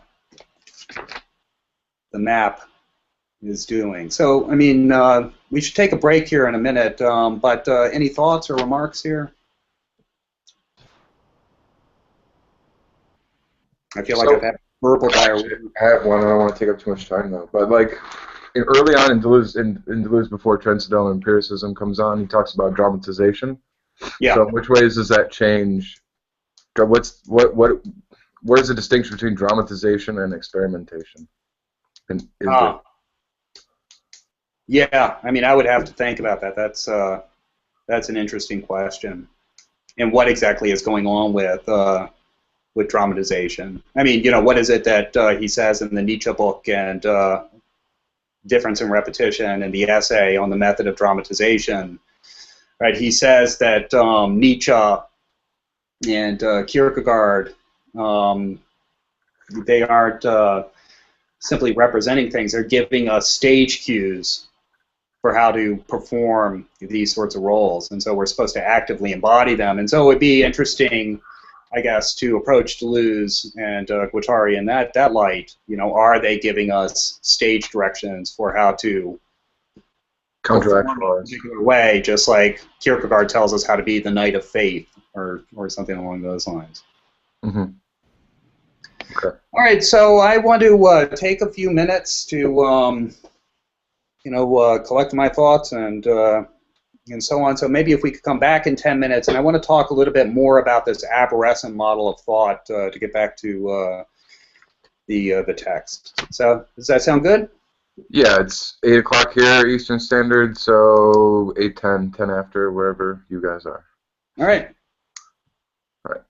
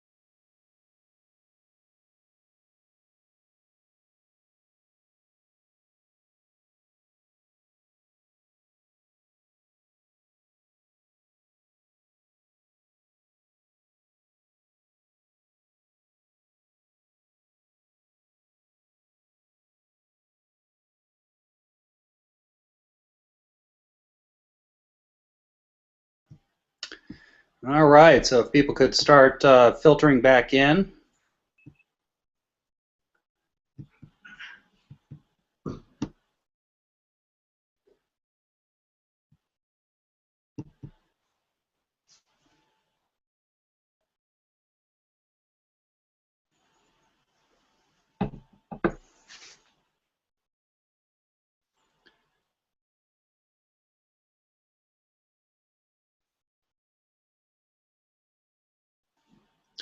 So does anyone care to start us off and make a remark? Just going back to the chart you had up, is there any? Yeah. Do you think it's possible to think of the opposite of representation in terms of the principle of signifying rupture, in the sense that representation always presupposes this distance where the one mimics the other or imitates the other in some sense of the word, whereas Deleuze and Guattari emphasize connection. You take the wasp and the orchid example. That connection, that rhizome, was never based on a representation. It's not as though the orchid is imitating the wasp via mental representation of any sort. So maybe connection, that signifying connection, would be the opposite of representation. Yeah, I mean, you know, yeah, that's I like that a lot. I mean, that seems right. I'm sorry, my thought is beginning to peter out here. But yeah, it does seem as if when we talk about something representational, representation always has a sort of dyadic structure. It's one thing standing for another thing, whether it be a signifier that stands for something else, or whether it be the signifier in the case of reference standing for something out there in the world. Whereas, and it's a lot to unpack. I think we're going to have to talk about it a little bit more next time, although I don't want to already get behind. Whereas when we talk about what's going on with the orchid, right? The orchid is not signifying the wasp. The crocodile is not signifying the tree. Rather, there's an signification because we don't have one signifier standing for another in Lacan, or the signifier standing for a thing. Instead, there's what Deleuze and Guattari call, in this really fascinating remark that they make, there's a theft of code. That is then, right, so the wasp is deterritorialized and sent in a different direction and becomes, right, a part of the, the wasp becomes a part of the reproductive, right, organs of the wasp. So this sort of monstrous child, I guess. And, there's one passage here that maybe some of you can make sense of, right when he's talking about the crocodile and the chameleon, right? When he says, the crocodile doesn't imitate the tree, which I guess would be signify the tree. The chameleon doesn't imitate its environment. And then he goes on to say, and I almost wonder, maybe the French speakers here, Louis, perhaps you could look this up for us in the French edition of 1,000 Plateaus. He talks about the pink panther. Right, and it seems like he's suddenly talking about something completely different than the crocodile and the chameleon, where we have this theft of code, because the pink panther seems to do the opposite. The pink panther, what does the pink panther do? The pink panther paints the rest of the world pink, so he becomes imperceptible. And I had a really difficult time following that particular reference there. Somebody else had a question? Yeah, I had a question. So when we're talking about the binary of experimentation representation, we kind of had a discussion about this, and we talked about it kind of talks about the schizophrenic, and so would the schizophrenic be the experimenter? So they get caught in the apparatus of capture of this label. So the schizophrenic is represented as schizophrenic and is limited by the state. So this is kind of going into the nomodology chapter. So the is the schizophrenic this experimenter, but then is later represented? So how do you make sense of that? Well, in Anti-Oedipus, they talk, which works with what you're saying. They compare the schizophrenic to the bricoleur, right? And so there's this whole contrast between, on the one hand, the bricoleur, and on the other hand, the engineer. The concept of bricolage, it comes from Claude Lévi-Strauss's Savage Mind. And the bricoleur is kind of a handyman, right? And the handyman is somebody that they don't have a sort of blueprint of what it is that they're trying to produce, and they don't have all of the materials that they would like to have to make something. They can only work with what is available to them in this sort of environment. So maybe it's like you might think of somebody's garage where they have just odd, leftover, unevenly shaped boards or pieces of wood, a few screws, a couple of bent nails, right? All of these things. And based on the materials that are available, they sort of cobble something together, and often in this process of cobbling things together, they produce something that was unexpected that ends up serving a very different function than what they might have set out to do. Whereas the engineer, right, they have ideally whatever materials they would need to work with, and they have a blueprint of how they're going to form that matter, right? And so we have the expression architect, and I love the architects, but I mean, the etymology of this term is the arche, the master that is coordinating things. Mm-hmm. And so they are imposing form on matter. They're giving it structure to serve a very sort of specific function. And so when they compare the schizophrenic to the bricoleur, it one of the ideas here seems to be that the schizophrenic, when they're in their schizophrenic process, when it's not understood as a mental illness, are cobbling together a world, based on available materials, which are scraps of code that they take from here, there, and there, and they produce something new in the process. And so another thing to keep in mind with the schizophrenic and Anti-Oedipus is going back to Freud, and I believe it is in the, I forget what the name of, like I have the standard edition writings collection that has some things like repression and so on. Well, there's an article called a Note on the Unconscious, if I'm remembering correctly, that is attached to the On Narcissism article, and Freud talks there briefly about the schizophrenic, and he says that one of the marks of the schizophrenic is that schizophrenics treat words as things.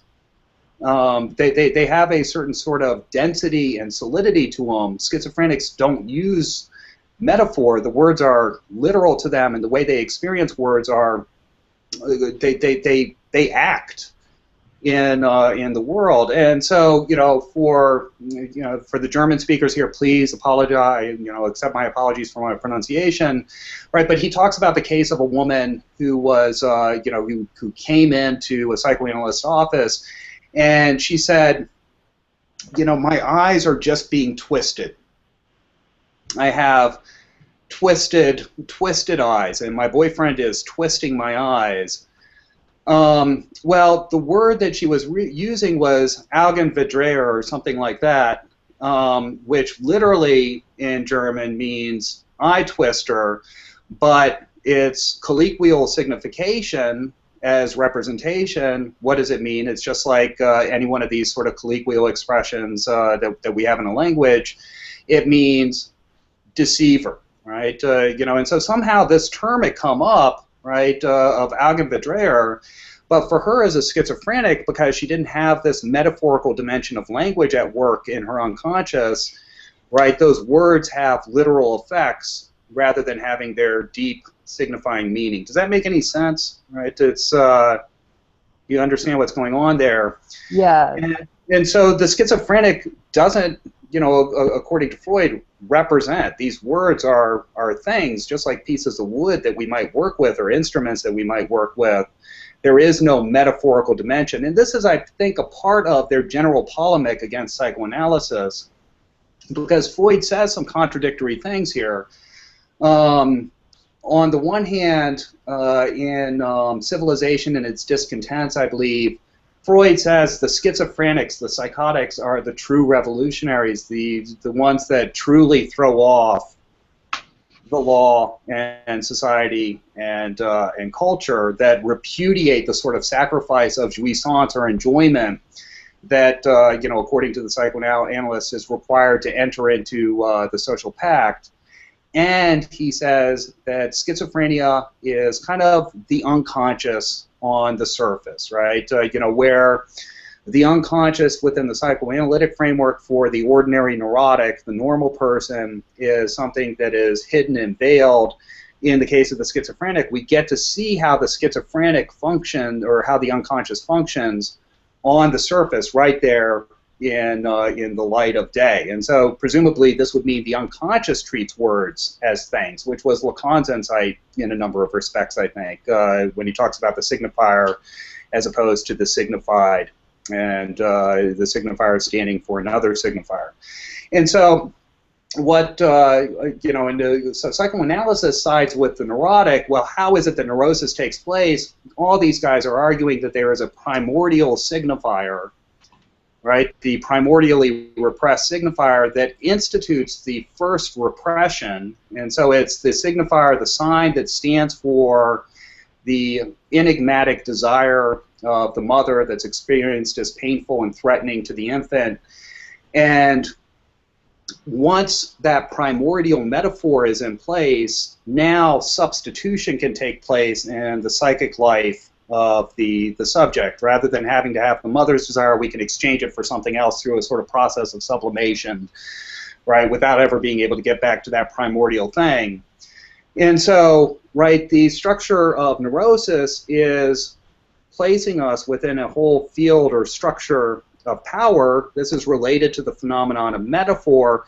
Part of undoing this sort of vertical arborescent structure would be a repudiation or a rejection of metaphor. And this is one of the things that I love in a truly great philosophy, that there is a sort of consistency in that philosophy, not a logical consistency, but a consistency of a trajectory of thought that can be very odd. And so, when you read Plato, for example, some of the most powerful things in Plato, for me, are his writings about love. And, in the Symposium, what is it that Socrates says? Look, if you were truly wise, you would realize that it's not the beloved that you want, this beautiful person or these beautiful things. It's beauty itself that you would want. And this is a strange sort of consistency in his whole theory of the forms that goes all the way to the domain of something like intimacy and love. And, as Derrida has drawn our attention to, there's all the polemics that you find everywhere in Plato against writing, and you're like, what does this guy have against writing? And then you realize the allegory of the cave with the shadows on the cave wall that the prisoners think is most real,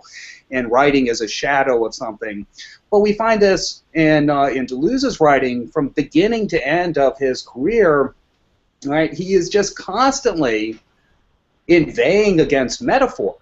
And it's like, well, why does he have it out for metaphor? Why is it, why does he think metaphor is such a terrible thing? And so when they talk about things like desiring machines, and they say, we're not being metaphorical. These really are machines. This concept isn't a metaphor. It really is that way.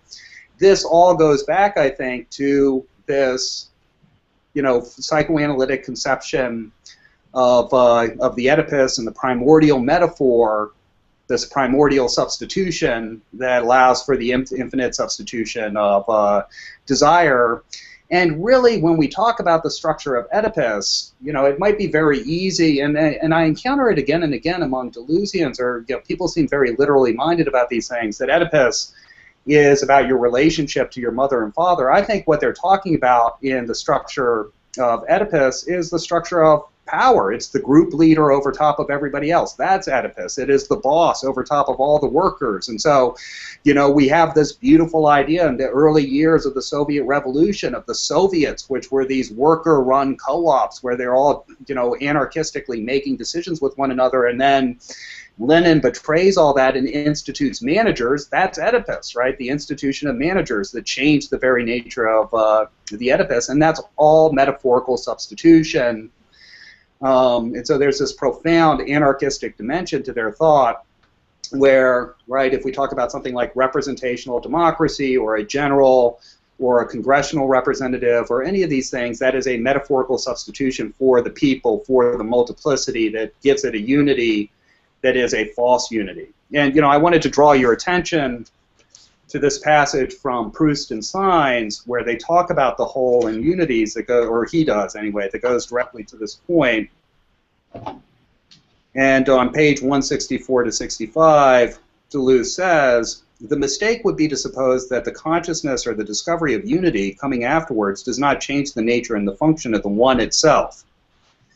Balzac's one or whole is so special that it results from the parts without altering the fragmentation or disparity of those parts. And like the dragons of Balzac or Ventuel's phrase, is itself valid as a part alongside others, adjacent to others.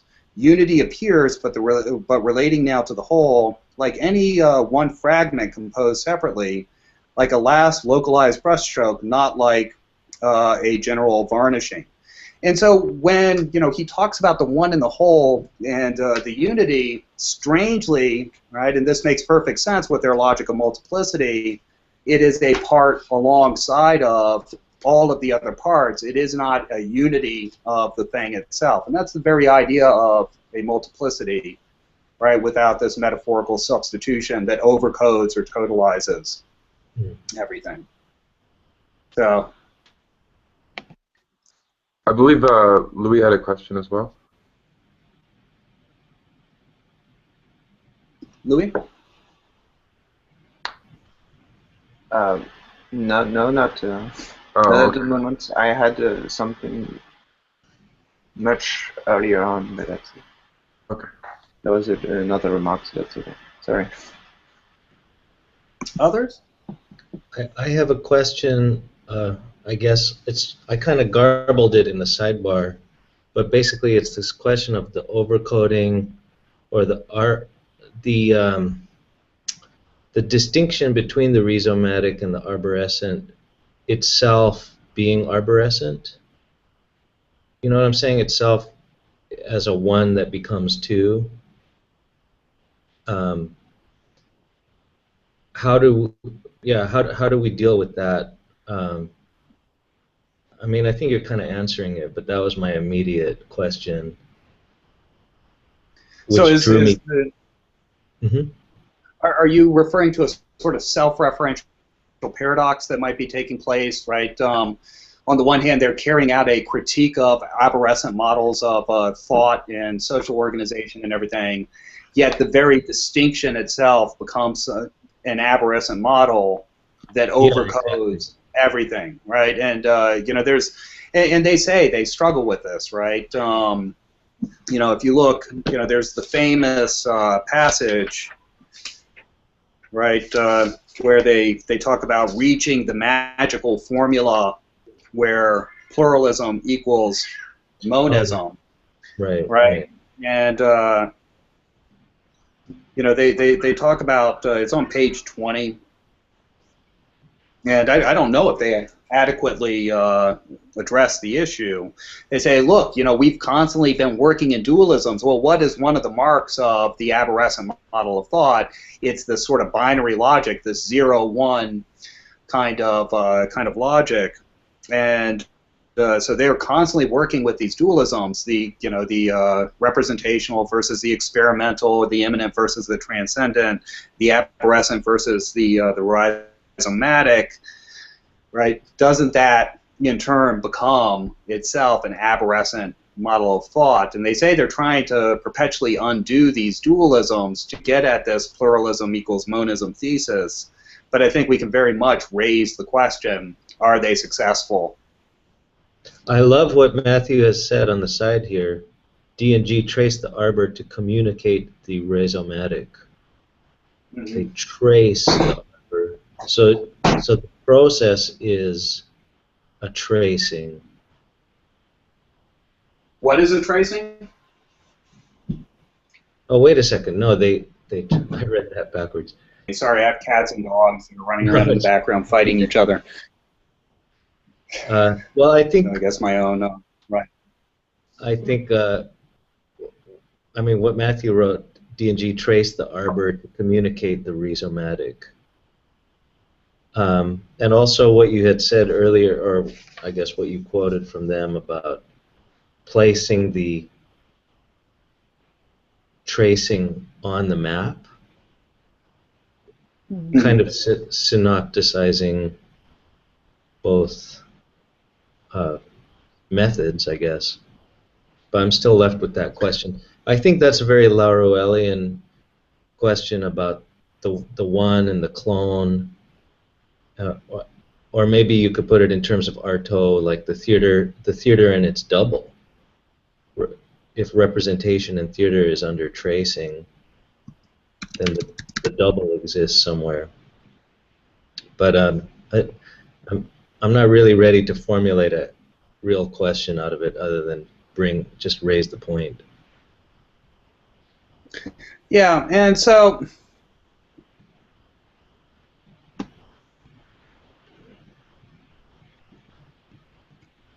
I think one of the questions that we should ask ourselves is just what a tree or a root is for D&G.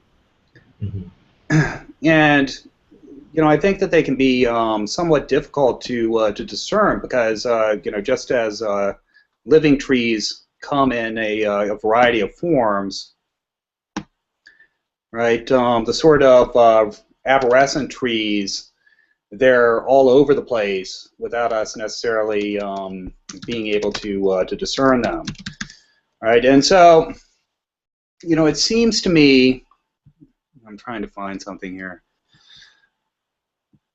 Right, it seems to me that we have a variety of different forms of arborescence. One of them, let me find the room again here, or the question as I've posed it is, what is a root, right? And so on the one hand, I think that there can be celestial models of trees or roots, what I'm calling celestial models. Trees that strangely the root, the arborescence, is celestial. It proceeds from the top to the bottom, right? And so how would that work? We have a variety of them, right? If they go on and on and on about Chomsky, and I mean, how many of you are very familiar with Chomsky's work? I don't have huge familiarity with them. My tradition was Peircean semiotics and Saussurean semiotics and Jakobson and all those guys. But right, I'll try and find you an example of a Chomsky tree here.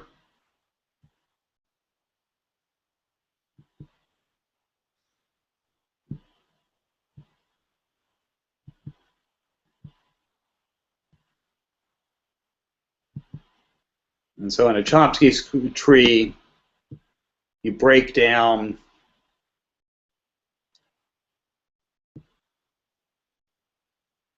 the sentence into more and more fundamental or basic abstract structures,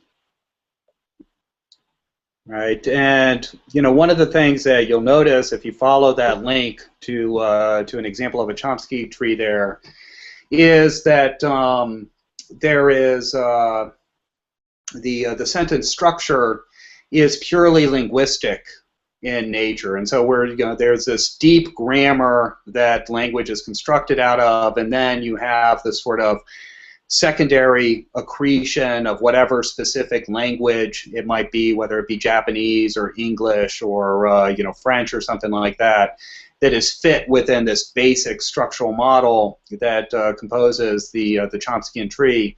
And so there is this transcendence, this verticality that organizes all languages and that finds a common identity beneath them, and the task of the linguist is in part to find out what that deep structure is.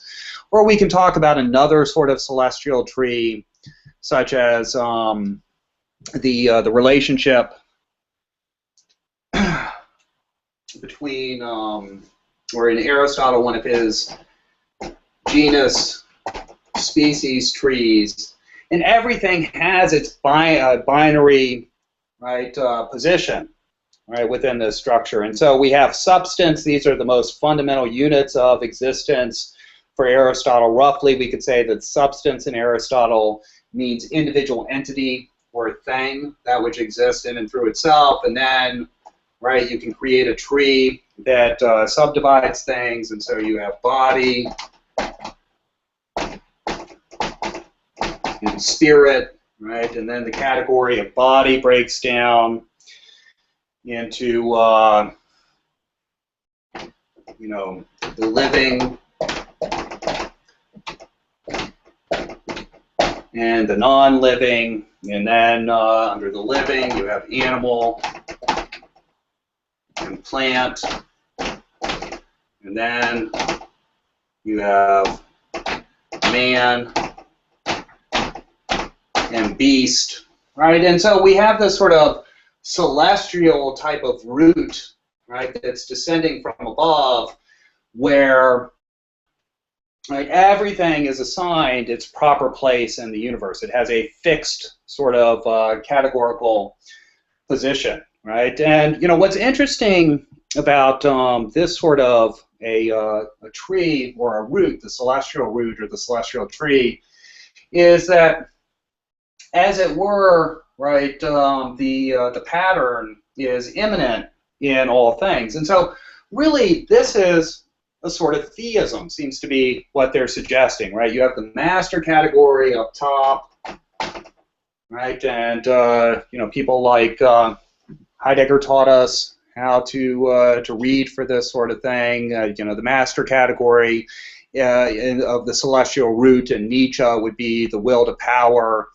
In Aristotle, it's substance, and so on and so forth. And there are organizing logics in all of these places.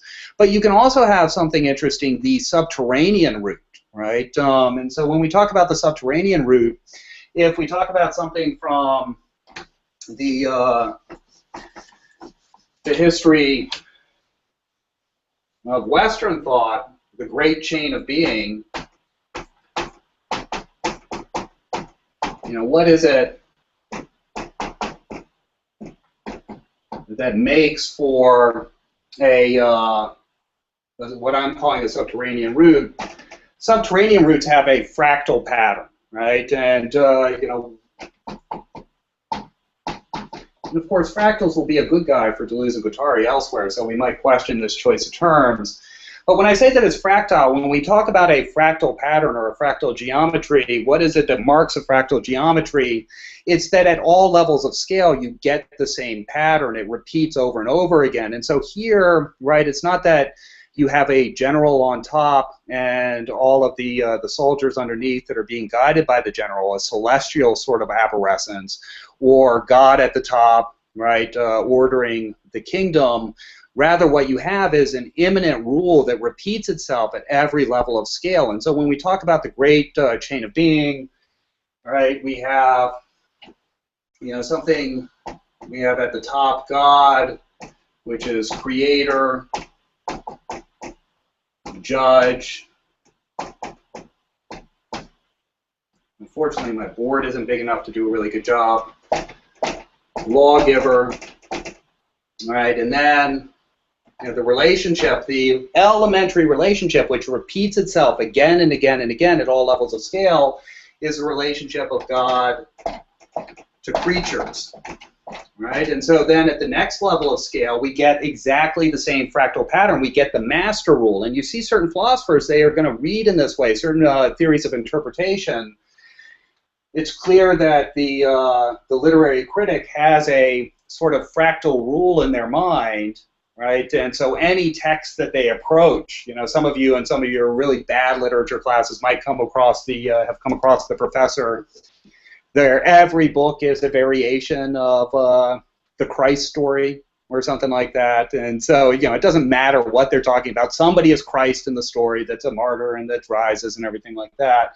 It's the fractal rule by which they read the pattern. And so at the next level of iteration, what do we have? We have man over creation, right? And so God is to creatures as man is to creation. And then at the next level, we have the king over subjects,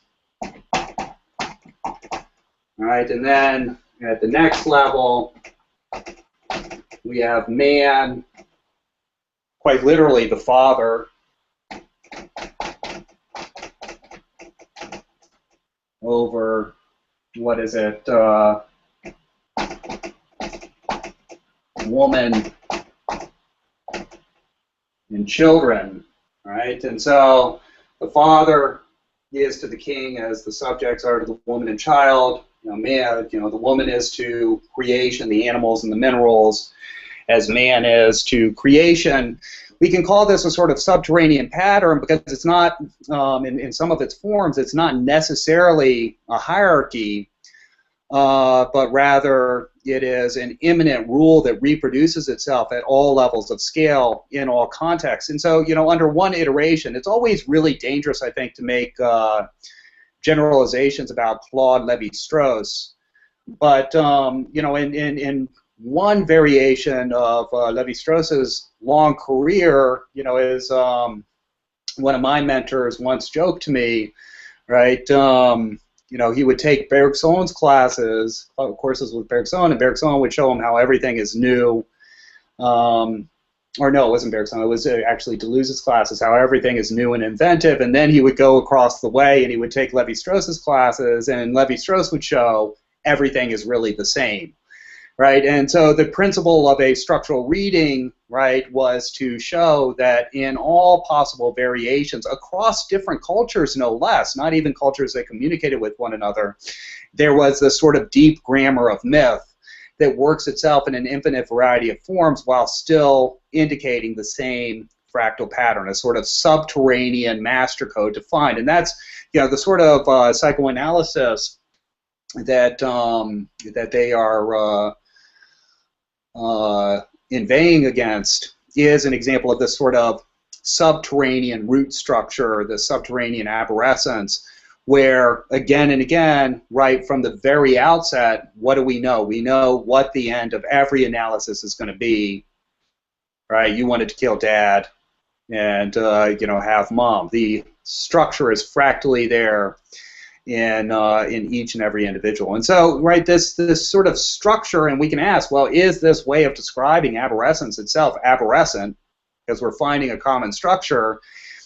This sort of structure manifests itself in a variety of forms. It can be the boss to the workers, it can be the master code to all of the literary texts or myths of the world, it can be the great chain of being, it can be God in relation to creatures, right? It can be the father in relation to the rest of the family. It's the same sort of repetitive structure that, right, holds everything in a particular position or place. Everything has a place that it's assigned to be in. There's no departure from that that order or organization within this this sort of arborescent thought. And there's something I wanted to say here, but it slipped right out of my head. So remarks there, or? Oh, I think, I wanted to, I wonder, like, where would we place Zizek in this continuation between rhizomatic thinkers and arborescent thinkers, or where would we place Baidu, right? I mean, Baidu is supposed to be one of the great thinkers of multiplicity, and multiplicity as such, and so they don't want, this thought, Baidu wants to engage in this thought of n-1, of, a multiplicity as such without any sort of supplementary dimension that totalizes or unifies or organizes the multiplicity. Yet, what in fact do we find in Baidu? We find this sort of repetition of the same at the level of the events. There's a sort of master schema he has for interpreting all those events. And so are they really events in that case, or is it, a sort of aberrescence that proliferates throughout his work? In Zizek, sometimes it seems as you read his work that there's sort of, an underlying master code that for any film he comes in contact with, he just puts it through that little Zizekian, and it's always fascinating. I don't want to give Zizek a hard time. But there's a sort of master code, and you just can punch the the film, no matter how silly the film is, Zoolander with Adam Sandler, right, and come out with some sort of profound interpretation based on this master key that exists in all possible cultural formations. That is aberrescence. I was let me always ask. think about it. Go ahead. Genealogical as well. What's that, Matthew? John. I was Oh. trying to think about it as a genealogy. I was thinking that this is, what they were trying to say was that this method is focused too much on origins rather than so getting back to the master narrative. So I was trying to think, would that be what Foucault is really doing, or Nietzsche is doing? They're tracing aberrescences? Yeah. I guess for Foucault, it would be the power is the the beginning of the narrative, and then it spreads out from there. No, I mean, I very much like that way of putting it. I wonder within D&G's framework, right, whether the aberrescent isn't thought of as being a kind of an illusion, right? I mean, is aberrescence something real? And so, we kind of strive to have this genealogy that begins with an origin, and the origin can be many different things. It can be the ancestor, like in the Genesis narrative, where you're all descended from Adam and Eve, and you can trace that genealogy, and that defines membership in the tribe. It could be a genealogy of philosophers, right? Do you have the right genealogy? And, so sometimes I'll see, friends of mine on Facebook that are, in the continental tradition or the analytic tradition, going on and on and on about those evil analytic philosophers, and it's very clear that they're caught in a sort of aberrescence, right, that has this sort of binary opposition, and these analytic philosophers just don't have the right aberrescence. And then, I think they would be disturbed to find just how deeply thinkers such as, Derrida and Deleuze and Lacan and whatnot worked with Frege and even Russell and stuff like that. It's, oh no, that messes up the genealogy. That's like the theft of code in the virus that carries a bit of DNA between the cat and the baboon, or the baboon and the cat. It's not supposed to work that way, and so you can have that. You can have this sort of origin that is the master code that just repeats itself again and again, and it's this seems to be Deleuze's criticism of Hegel, right? Somewhere he talks, I can't remember where it is, the insipid monocentering of Hegel's philosophy, and so it's just the same pattern, fractal pattern, over and over again. No matter how much you telescope out or how much you move in, it's the same story at different levels of scale, which he found to be very upsetting, I guess, or monotonous. But the whole point here, it seems to be that aberrescence, is a kind of dark dream that can never be accomplished in practice. It's never successful, and it's almost as if the trees are always haunted by all sorts of lateral rhizomes that aren't supposed to be there. And so maybe, right, aberrescence is paranoid by nature. What does paranoia want? It wants the unified identity. It's trying to maintain this strict boundary between outside and inside. The ego has a paranoid structure. It could be that the more aberrescent thought is, also the more territorial it becomes, the more immunological it becomes, right, in trying to ward off the rhizomes within it that are always going to come back right? No matter what, the deviation from the positions.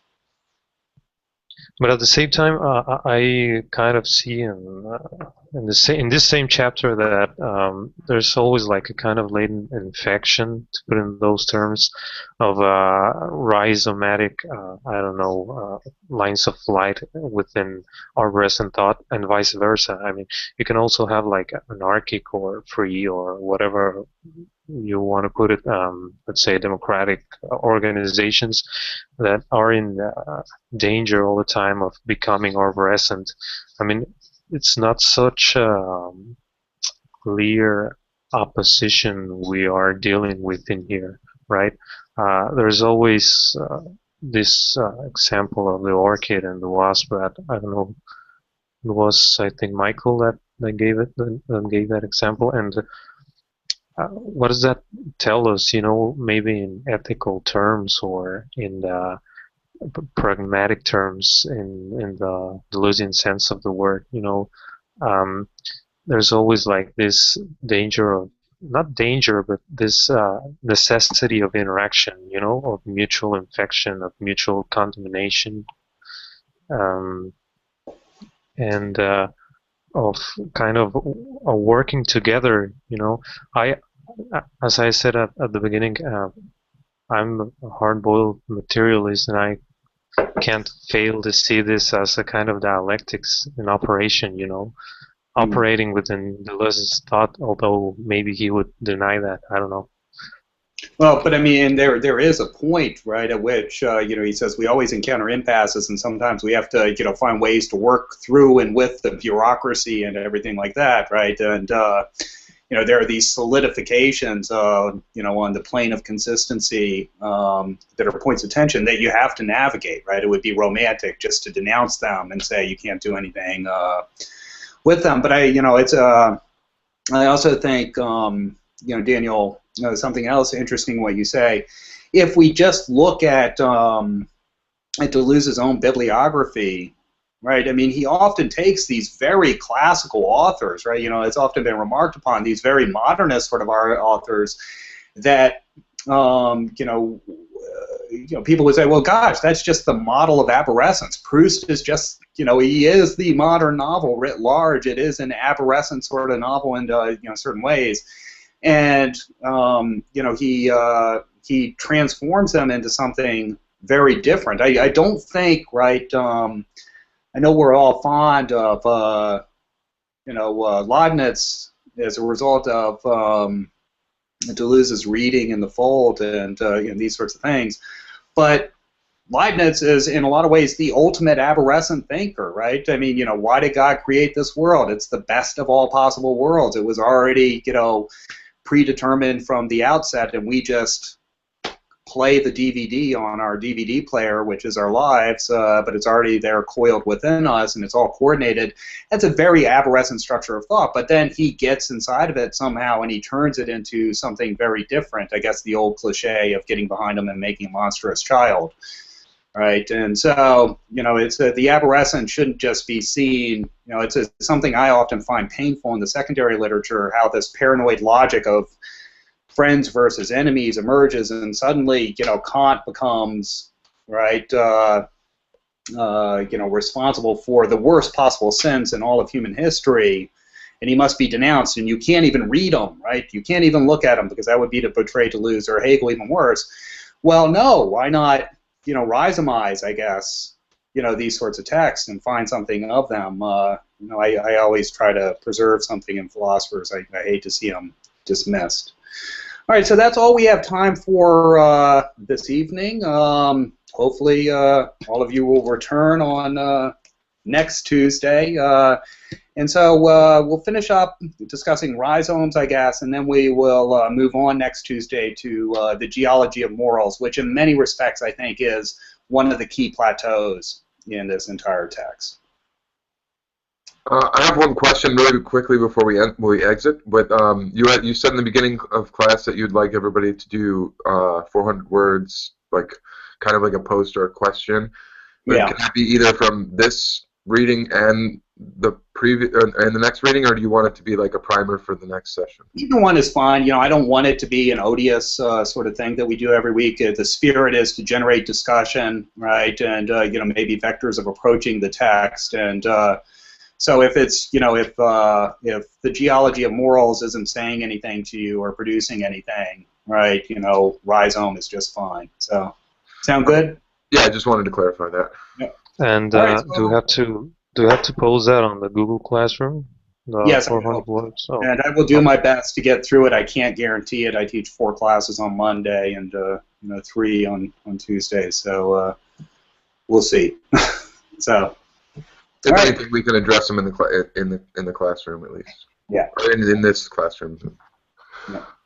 So I will see you on Tuesday. All right. Thank you, Levi. Thank you.